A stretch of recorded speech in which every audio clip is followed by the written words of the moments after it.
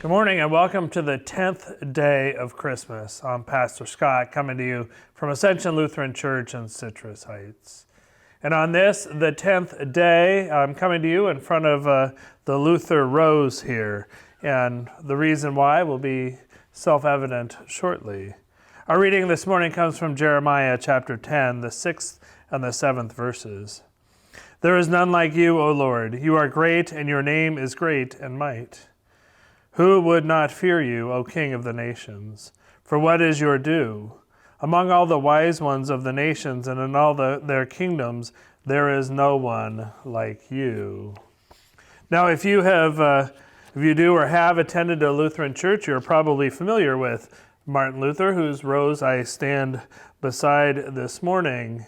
And if you're familiar with Martin Luther, you're probably familiar not only with this rose, but with Martin's small catechism.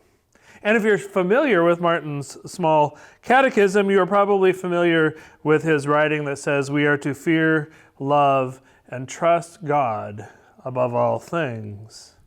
And if you read today's devotion, you probably recognize it as the thought to ponder for today.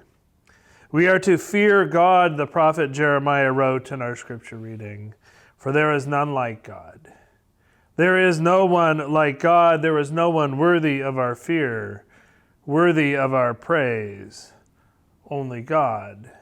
There is no one like God, and yet we look to other things, other people, to satisfy our needs, to fulfill our wants. We make idols of wealth and status, of fame and of success. We make idols of knowledge and fitness and fashion. We are afraid of appearing weak, of appearing unsuccessful, of appearing unattractive or uncool, when we should only be afraid and have fear of God. Not afraid of God, but fear God, respect God, acknowledge God and God's power, and God's ability to make all things new, God's ability to refresh, restore, and renew us. We shouldn't fear the things of the world. Our fear and our reverence should be for God and God alone. For God is the creator. God is the one who has knit together everything that exists. And we are made in God's image.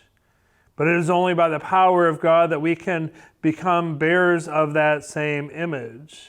We can try hard ourselves, but without letting go, without acknowledging God as the source of all good, it is difficult, if not impossible, for us to be good ourselves. For we love because God first loved us.